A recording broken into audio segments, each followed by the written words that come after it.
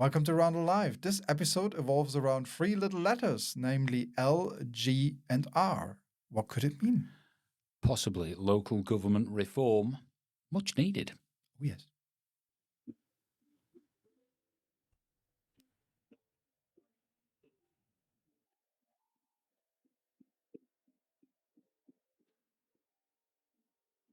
So, local government reform. The Isle of Man, I put to you, is hopelessly overgoverned. And yes, I do say that as a Douglas councillor.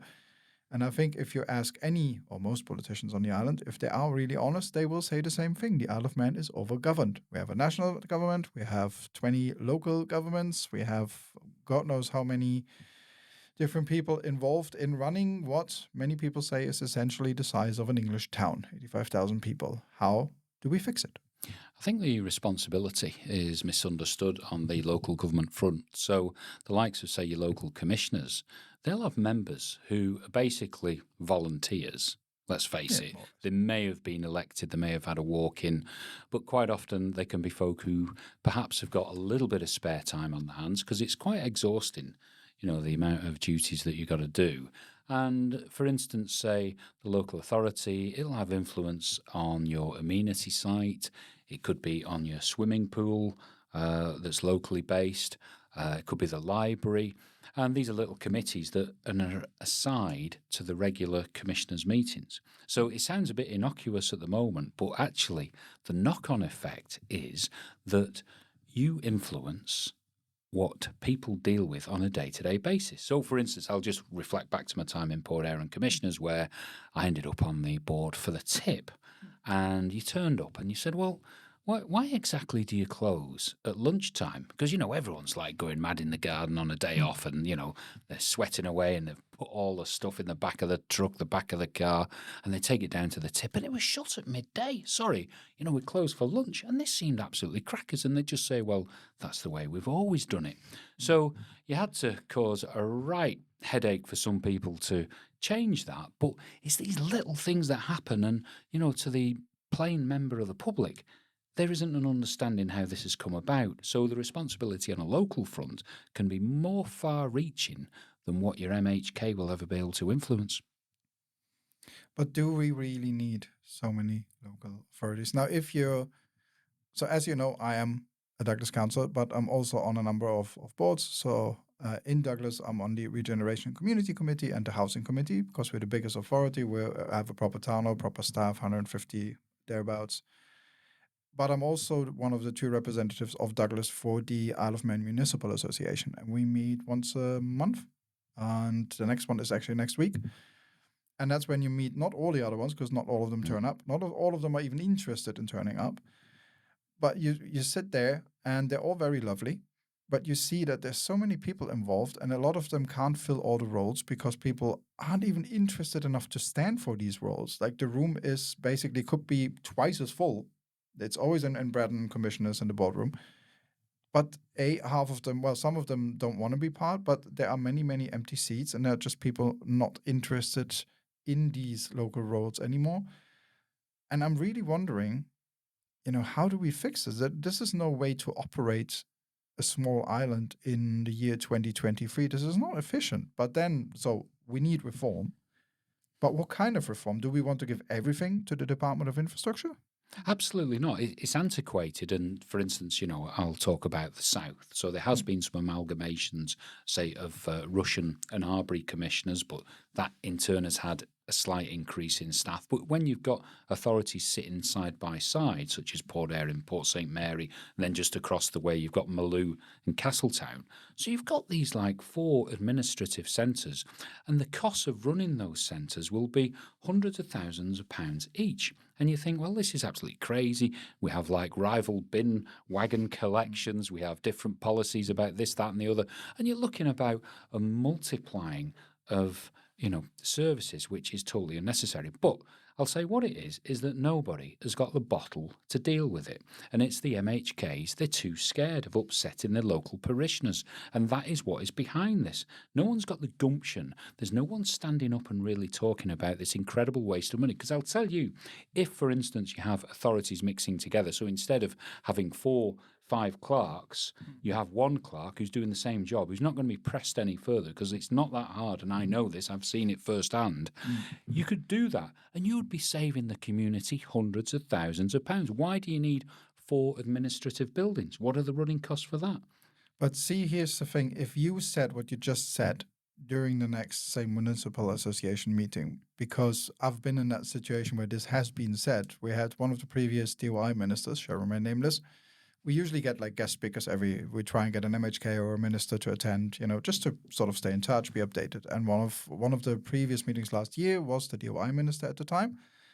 And he dared to say, LGR, local government reform, it's a can that's been kicked down the road.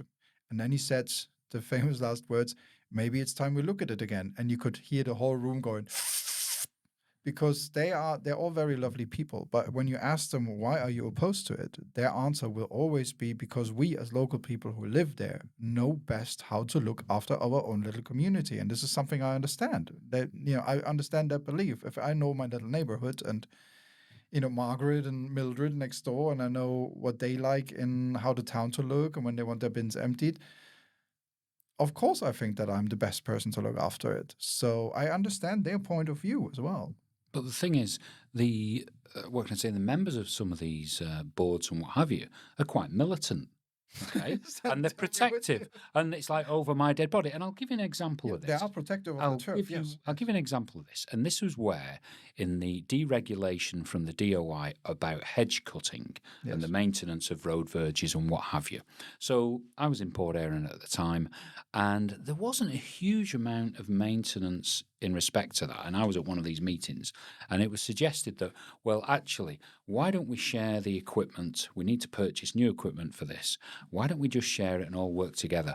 And you could see one of the parish authorities just dug their heels in. Absolutely no way. We don't speak to Port Erin. That is it. They just want to take over. So what happened was that we said, okay, well, we'll cut our own hedges and verges.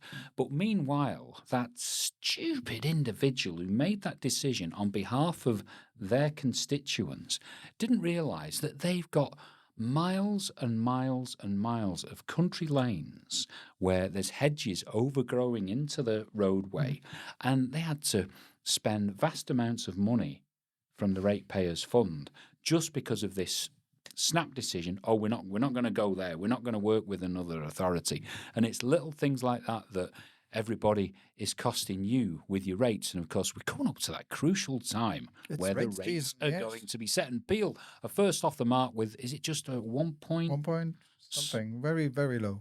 Yeah, a low, and I think Douglas last year had a 3.7% rise. And I did have a quick look at, these budgets being set aside for skate parks and improvement at Summerhill Glen. So what is likely to feature, or are you embargoed? Oh, I'm very, very embargoed. As you can imagine, the rates have been probably the biggest topic on everyone's minds in the last months, if not the last year. And what I can say is, from the committees that I'm on, again, I'm speaking as an individual and not for Douglas Borough Council. I have to make that absolutely clear. But what I can tell you is that we have tried to cut costs and, really rein it in as much as possible. Always the rate figure was always like on top of our mind. We need to keep that low. We need to keep that low. And, that was how we worked. And no, I cannot tell you what the figure is. I can't even tell you a ballpark figure. I'm absolutely embargoed on that. And we have to wait until the rate setting meeting, which is at the end of this month. But I can assure you that we have worked as hard as we could. And we've made some uncomfortable decisions where, at least on the committees where I was like, nah, we're not going to go ahead with this and that project purely to keep the costs down. Under other circumstances, if we had more money, maybe it would be really nice, and there'd be some unhappy kids, I suppose, if there's, fewer things for them. But really just the nice to haves, basically, not the essential services. We have to look after them, but the nice to haves, a lot of them, across all committees, were cut down. And it's very important here to note, and this is something that people always wonder, is like, why can't you just not put the rates up? And the fact is, a lot of the costs that go up every year are outside of any in specifically our control. So, for example, staff costs, pay increases, we do not decide them. It's central government, as you know. So, if they get a certain pay increase, then we have to pay it. And the same with energy prices, the same with a lot of costs that are simply not under our control. So, yeah, of course, we'd love not to increase any rates, but it's just not realistic. And we've worked so hard to keep the increase low. But you've been installed as a councillor, and it has to be said: is the question being asked about staffing? Is Douglas City Hall, is it bloated with staff? Is there any natural wastage that we can have? Because it is the income, the wages, the salary that are a big pressure, but it's the pension payment as well, isn't it? Because it's something like 26% of the actual wage has got to be put in for as well. So there's some huge costs relating to staff. Again, I have to be very careful what I say. What I can tell you is that we're a much younger council, and we are what I can consider with the councils that I work with a much more critical council of everything. We examine everything because these are, as we always like to call them, unprecedented times. And that means we have to look at everything. And frontline wise, no, I don't think we have too many staff. In fact, we have a lot of openings. If people, check out the Douglas Borough website, we do need staff, and we can't fill certain roles sometimes because central government pays more than us, and then people go and work for the DOI instead. So, we're certainly not wasting on that front, but we are very critical of all areas, and we want more transparency, especially when it comes to cost.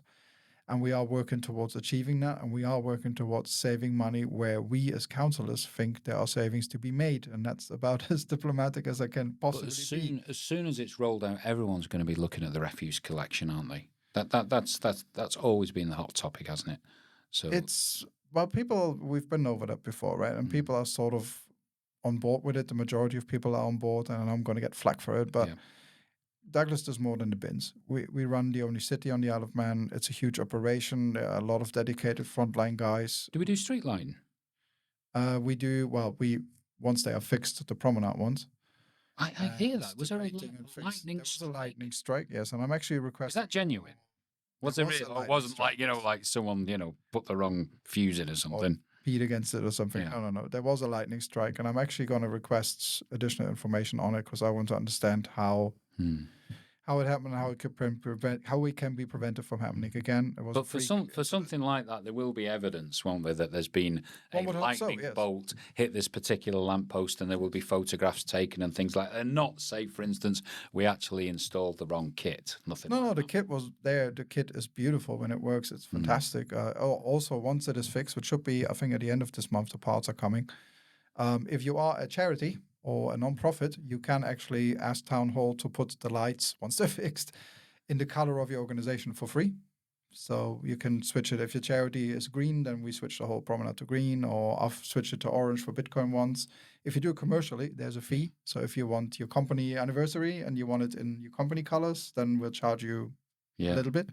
So we do actually do requests. So it could illuminate that beautiful walkway that we've got along the Douglas Promenade, which isn't your responsibility, is it? That's DOI, isn't it? The DOI has big plans as well for that, with the walkway and the seawall. We need to put a new one. They actually have planning permission to build a big seawall there, but I don't know, it's going to move out at some point. It has to. We need more sea defenses, as we've seen last year, but...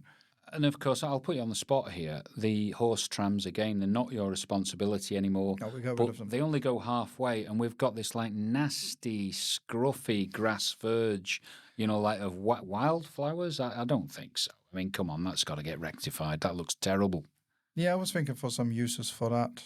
We'll see. We'll see what comes. But for now, so this, is raid season. It's actually usually... Douglas goes first because everyone likes to hide behind our figures, and then everyone's outraged at Douglas, and then they don't realize when others push theirs into the news. But this time, so Peel beat us to it. We will decide ours at the end of this month, and then we will see.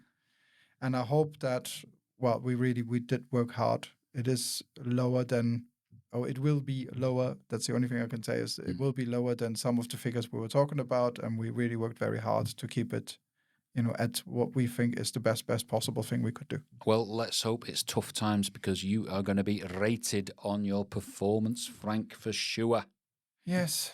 Yes, we will. But I honestly, it's a young council. It's a very dedicated council, and they're good people.